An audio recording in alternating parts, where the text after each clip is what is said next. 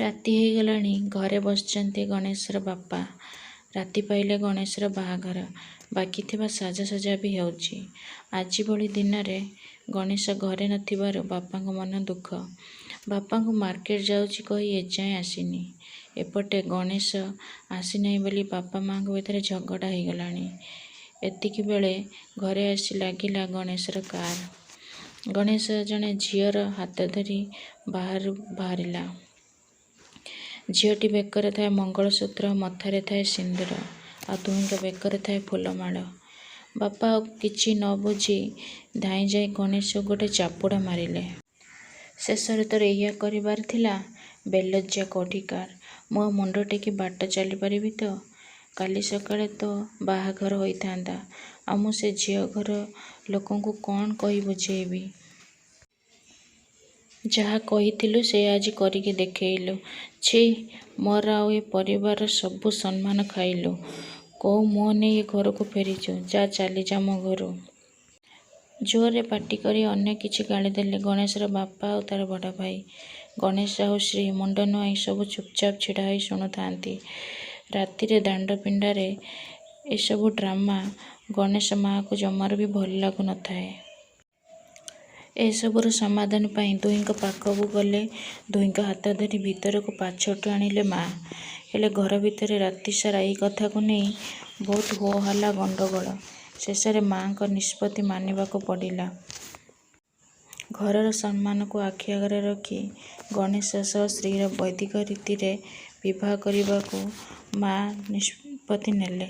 ବାପାଙ୍କର ଏସବୁ ହଜମ ହେଉନଥିଲେ ମଧ୍ୟ ବାଧ୍ୟ ହୋଇ ରାଜି ହେଇଥିଲେ।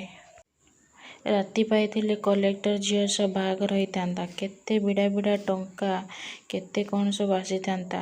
ହେଲେ ଗରିବ ଝିଅକୁ ଆଣି ସବୁ କିଛି ସାରିଦେଲା। ଏମିତି କିଛି ଭାବି ରକ୍ତ ଚାଉଳ ଚୋବାଉଥାନ୍ତି ଗଣେଶର ବାପା। ରାତି ସାରା ତାଙ୍କୁ ନିଦ ହେଉନଥାଏ। ରାତି ପାହିଲା, ସବୁ ଅପେକ୍ଷାର ଅନ୍ତ ଘଟିଲା। ଆଜି ପରିବାରର ସ୍ୱୀକୃତି ଆଉ ସବୁ ରୀତିନୀତି ସହ ବିବାହ ହେବ ଦୁହିଁଙ୍କର। ସକାଳର କେଇ ମୁହୂର୍ତ୍ତ ପରେ ଆରମ୍ଭ ହେଲା ବିବାହ କାର୍ଯ୍ୟ। ଗଣେଶ ଏକଦମ ରାଜାଙ୍କ ପରି ଦିଶୁଥାଏ। ବହୁତ ଖୁସି ବି ଜଣାପଡ଼ୁଥାଏ, କାରଣ ସେ ଆଜି ତାହାର ଦୀର୍ଘଦିନର ପ୍ରେମ ସମ୍ପର୍କକୁ ଚୂଡ଼ାନ୍ତ ରୂପ ଦେବାକୁ ଯାଉଛି। ଆରମ୍ଭ ହେଲା ହୋମ କାର୍ଯ୍ୟ। ପୁରୋହିତ କହିଲେ, କନ୍ୟାକୁ ବେଦୀକୁ ଆଣନ୍ତୁ। ମୁଣ୍ଡରେ ହାତେ ଲମ୍ବର ଓଢ଼ଣା ଟାଣି ଅଳତା ପିନ୍ଧା ପାଦରେ ଧୀରେ ଧୀରେ ଆସୁଥାଏ ଶ୍ରୀ।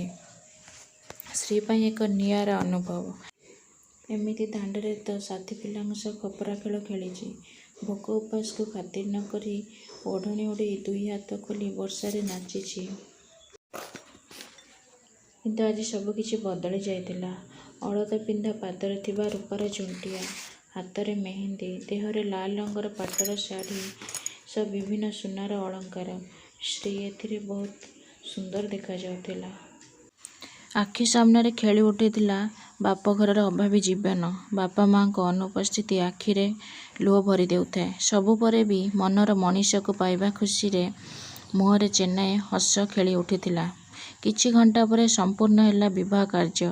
ସବୁଦିନ ପାଇଁ ପରଘରୀ ହେବାର ମନରେ ଦୁଃଖ ଥାଏ, ହେଲେ କାହା କାନ୍ଧରେ ମଥା ରଖି ମନର କୋହକୁ ହାଲକା କରିବାକୁ ସାହସ ନଥାଏ। ଶେଷରେ ଗଣେଶ ଶ୍ରୀର ହାତ ଧରି ଘର ଭିତରକୁ ଗଲା।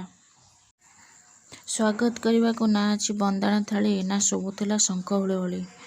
ଅଷ୍ଟମଙ୍ଗଳା ପରେ ସବୁ ବନ୍ଧୁବାନ୍ଧବ ଫେରିଗଲେ ନିଜ ଘରକୁ।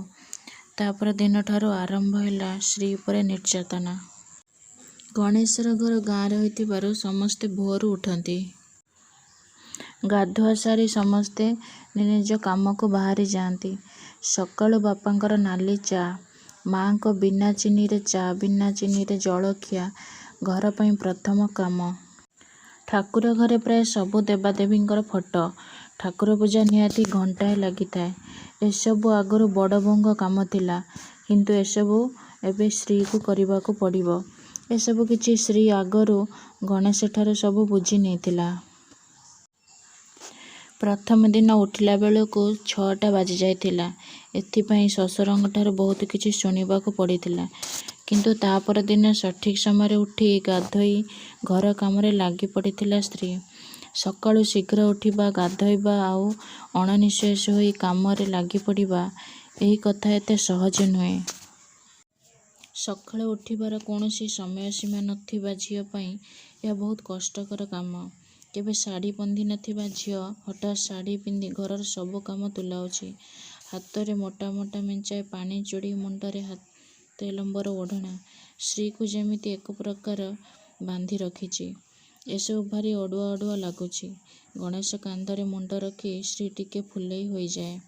କିନ୍ତୁ ଘରର ଅନ୍ୟ ଲୋକମାନଙ୍କ ପାଖରେ ମୁଣ୍ଡରେ ଓଢ଼ଣା ଦେବାକୁ ହାତ ଆପେ ଆପେ ଚାଲି ଆସେ। ଗଣେଶର ବାପା ବଡ଼ ବୋହୂର ଢେର ପ୍ରଶଂସା କରନ୍ତି। ସ୍ତ୍ରୀଠାରୁ ବଡ଼ ବୋହୂକୁ ଅଧିକ ଭଲ ପାଆନ୍ତି। କାରଣ ସେ ତାଙ୍କ ମନପସନ୍ଦର ଘରକୁ ବୋହୂ କରିକି ଆଣିଥିଲେ। ଆଉ ବଡ଼ ବୋହୂ ଅଧିକ ଯୌତୁକ ଆଣିଥିଲା, କିନ୍ତୁ ସ୍ତ୍ରୀ କିଛି ଆଣି ନଥିଲା। ବଡ଼ ଯା'ର ସବୁବେଳେ କଟୁ କଥା, ଶ୍ୱଶୁରଙ୍କର ସବୁ କଥାରେ ତାଗିଦ୍ ଆଉ ସବୁ କଥାରେ ଗାଳି ଦେଉଥିଲେ। କେବେ ବି ସେ ସ୍ତ୍ରୀକୁ ଭଲ ପାଉନଥିଲେ। ସ୍ତ୍ରୀ ଯେତେ ବି ଭଲ କାମ କରୁନା କାହିଁକି ଶ୍ୱଶୁର ସବୁବେଳେ ତା' ଉପରେ ଚିଡ଼ୁଥିଲେ। ସବୁବେଳେ ତାକୁ ଗାଳି ଗୁଲଜ କରୁଥିଲେ। ପ୍ରତ୍ୟେକ ଦିନ ଘରେ ଝଗଡ଼ା ଓ ଅଶାନ୍ତି ଲାଗି ରହୁଥିଲା। ଧନୀ ଘର ଦେଖି ମୋ ପୁଅକୁ ଫସେଇକି ବାହା ହେଇଗଲୁ। ବାପା ଗରିବ, ତତେ କିଛି ଦେଇପାରିବନି, ସେଇଥିପାଇଁ ଶିଖେଇ ବୁଝେଇ ମୋ ପୁଅକୁ ଫସେଇ ବାହା ହେଇଗଲା। ଗଣେଶ କୋଉଠି ଗୋଟେ ଅଳିଆ ଗଦାରୁ ଝିଅ ଆଣିକି ମୋ ବେକରେ ବାନ୍ଧିଦେଲା କେଜାଣି। ଏତେ କଥା ଶୁଣିଲା ପରେ ବି ସ୍ତ୍ରୀ ସବୁବେଳେ ହସୁଥାଏ। ସମସ୍ତଙ୍କ ପ୍ରତି ସଦା ଉଦାର ଥାଏ। ଶାଶୁ ଶ୍ୱଶୁରଙ୍କ ସେବାରେ ସେ କେବେ ହେଳା କରିନଥାଏ। ସବୁଦିନ ପରି ସେଦିନ ବି ସ୍ତ୍ରୀକୁ ଗାଳି ଦେଉଥିବା ସମୟରେ ଶ୍ୱଶୁର ହଠାତ୍ ଅସୁସ୍ଥ ହୋଇ ତଳେ ପଡ଼ିଗଲେ। ଚିକିତ୍ସା ପାଇଁ ଘରକୁ ଡକ୍ଟର ଆସିଲେ। ଡକ୍ଟର କହିଲେ ତାଙ୍କୁ ପାରାଲିସିସ୍ ହେଇଗଲା। ସେ ସବୁଦିନ ପାଇଁ ଅଚଳ ହୋଇଗଲେ। ବାପାଙ୍କର ସାହାରା ଏବେ ହୁଇଲ୍ ଚେୟାର। ତାଙ୍କ ପାଟି ବି ଆଉ ଫିଟୁ ନଥାଏ। ତାଙ୍କ ଗାଧୋଇବାଠାରୁ ଖାଇବାଠାରୁ ଆରମ୍ଭ କରି ସବୁ ନିତ୍ୟକର୍ମ ସ୍ତ୍ରୀ କରୁଥାଏ। ବାପା ବେମାର ପଡ଼ିବା ଠାରୁ ବଡ଼ ବୋହୂ କେବେ ତାଙ୍କ ପାଖକୁ ଆସୁନଥାଏ। ଆଉ ଯଦି ବି ସେଇ ବାଟ ଦେଇ ଯାଉଥାଏ, ନାକରେ ଲୁଗା ଦେଇକି ଯାଉଥାଏ। ଦିନେ ବାପା ସେଇଠି ଥାଆନ୍ତି। ବଡ଼ ବୋହୂ ତା ସ୍ୱାମୀକୁ ଡାକିଲା, ଶୁଣିଲ ଏଠିକି, ଦେଖ ତମ ବାପାଙ୍କୁ କି ନାସ୍ନା ହେଇଛନ୍ତି। ଗନ୍ଧରେ ଘରେ ରହି ହଉନି। ତମେ ଗୋଟେ କାମ କର, ଆମର ଗୋଟେ ଅଲଗା ଘର ଠିକ୍ କର। ଆମେ ଏବେ ସେଇଠିକି ପଳେଇବା। ଏଠି ଏଙ୍କ ସାଙ୍ଗରେ ଆଉ ରହି ହବନି। ବଡ଼ ବୋହୂର ଏମିତି କଥା ଶୁଣି ବାପା ମନେ ମନେ ବହୁତ ନିଜକୁ ଧିକ୍କାର କଲେ। ତାଙ୍କର ଗର୍ବ ଅହଙ୍କାର ସବୁ ଜଳିପୋଡ଼ି ପାଉଁଶ ହେଇଯାଇଥାଏ। ସେ ଏବେ ନିଜ ଭୁଲ ବୁଝିପାରିଥିଲେ। ଆଉ ମନେ ମନେ ସ୍ତ୍ରୀକୁ ବହୁତ ଆଶୀର୍ବାଦ ଦଉଥିଲେ। ଆଉ ଏମିତି କୁକର୍ମ କରିଥିଲେ ବୋଲି ତାଙ୍କୁ ବହୁତ ଅନୁତାପ ମଧ୍ୟ ହଉଥିଲା। ଏବେଠାରୁ ସ୍ତ୍ରୀ ଶ୍ୱଶୁରଙ୍କର ସବୁ କାମ କରୁଥିଲା। ଆଉ ଶ୍ୱଶୁର ମଧ୍ୟ ସ୍ତ୍ରୀକୁ ବହୁତ ଭଲ ପାଉଥିଲେ।